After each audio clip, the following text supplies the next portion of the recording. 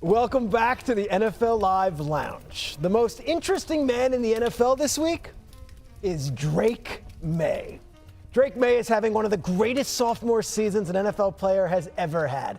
It's up there with Marino's in '84, Lamar's in '19, Mahomes the year prior, and we can't forget about Brady in 2001. What Maye has done is perhaps even more impressive than what those guys did because of where the Patriots were just 12 months ago. See, a year ago, week 15, the Patriots lost by 2 scores to the Arizona Cardinals.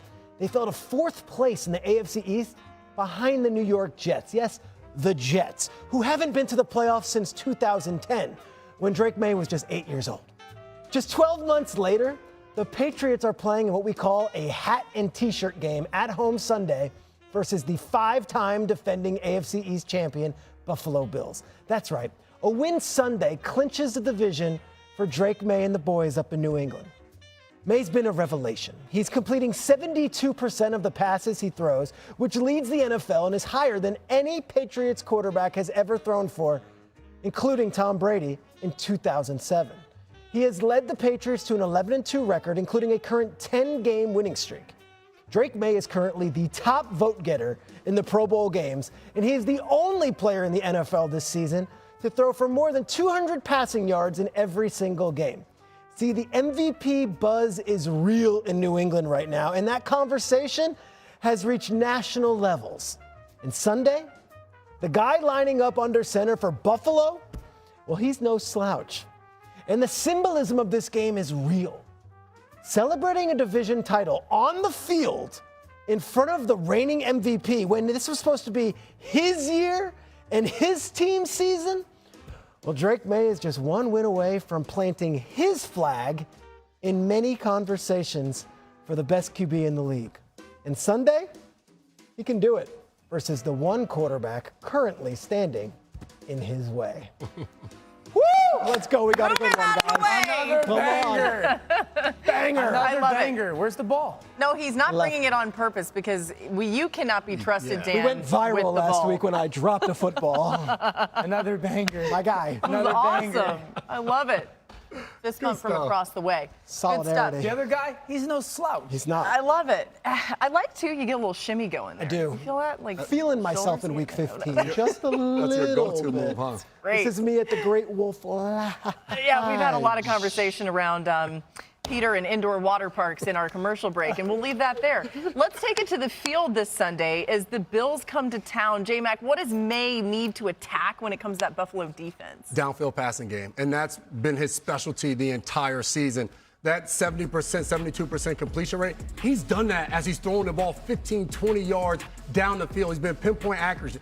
In the first game against Buffalo, he was able to do that. You watched Buffalo a week ago against the Bengals. It was the same thing, them letting the ball go over their head. So I look at Drake Maye and the ascension he's made this year. What's been so impressive is he's spreading the ball around. It's one game is Stephon Diggs in that first one. The next one is Mac Hollins leading in receiving. So it's been really special to watch what he's done. Watching you talk about him and being up in that New England area, being around the team the summer and throughout the course of the season, he's just one of the guys. And I think his demeanor has uplifted the entire offense. And then obviously Josh McDaniels has played a huge role for him. Yeah, I think the key for New England offensively this weekend is take advantage of an overreactive defense. Buffalo has some good parts of their defense. I thought there were some good moments last week against Cincinnati, but they still are overly aggressive. So just really that second level. This is that cover 2, but motion over, they bump. Now watch what Burrow does to Taron Johnson. Right now, like stares at Jamar and there's this little shoulder fake. So then watch what it does to Taron. He completely overflows. And then that linebacker, as Joe kind of just peeks to that top of your screen to the left, he oversteps. The middle field is completely vacated. That's an over-aggressive defense. They're playing outside in rather than inside out. And then you can give them things to look at. Start the tight end to the right. Motion the tight end to the left. Take the snap. Little ball fake when I bring the other tight end backside. Pull the guard. Look at the defense. Watch everybody on Buffalo's defense. They're not even remotely close to that starting point tight end. Those are 2 passes I'm showing that go 5 yards down the field that equal 30 yards of offense for the Bengals. Josh McDaniels is absolutely sensational. And then the last thing is if Joey Bosa doesn't play, this pass rush was non-existent against Cincinnati. So if you're Josh and you're Drake, you're sitting there going, how many different things can we get this defense to look at? How many different times can I take the snap and maybe ball fake here or ball fake there and then send something behind it, which is their specialty, by the way. And then if I'm Josh Drake, don't worry about the pass rush right now. Let's hang specifically in the red zone, in the pocket. They're not good enough to get after our offensive line. Spoke to John Niels this week. I said, what do you do on a Sunday bye week in week 14? It's so unlikely they had that. That's what they had. And I said, do you watch the games? He goes, no, we were in the office working. So, like, they've been game planning since last Sunday when the Bengals were playing the Bills. And I'll just add this. Objectively, the Patriots have had the easiest schedule in the league. But when they had to beat the teams they've had to beat, they've taken care of business. You sweep Buffalo, you're wearing a hat and a T-shirt, don't take anything away from those guys. They have earned everything they've gotten. It's been one of the best stories in the league. Drake Maye, by the way, has 11 touchdowns this season on plays utilizing motion, fourth most in the NFL. Perfect. There we go, Dan. All right. Hey, new one. So Dan was talking about Christian Benford earlier in the show. The Bills cornerback had a short walking boot put on his left foot, according to Elena Getzenberg, in the locker room today. He walked out on his own, but he's listed as a limited participant in Thursday's practice with a toe injury. It's a big deal. Something Packers-Broncos now, where the difference maker in this one could be getting pressure on Jordan Love. The Broncos lead the NFL in sacks and are 6th in pressure rate. Jordan Love hasn't thrown a touchdown pass when pressured all season. Peter, how tough a matchup is this for Jordan Love on Sunday? You get through that Chicago game and you want to crown Jordan Love and you want to say, okay, the Packers, they can do it. They can win a big spot. He takes care of business, makes the big plays. And then it's like you turn the page and now they've got the best defensive backfield in the league. Right. And I think I'd say that knowing that Houston exists. And Houston, we spent a week chronicling about how good they are. The Denver defensive backs are no joke. You have Surtain and Riley Moss, then you got the two safeties. And the way that Vance Joseph employs them is so creative. It's a good debate. Now, everyone's going to pick Houston based on all the things that they've done. But I would just say Jordan Love is going into what I would call a buzzsaw this weekend in Denver against that defensive backfield, against that coach, Vance Joseph, who's going to throw everything at him.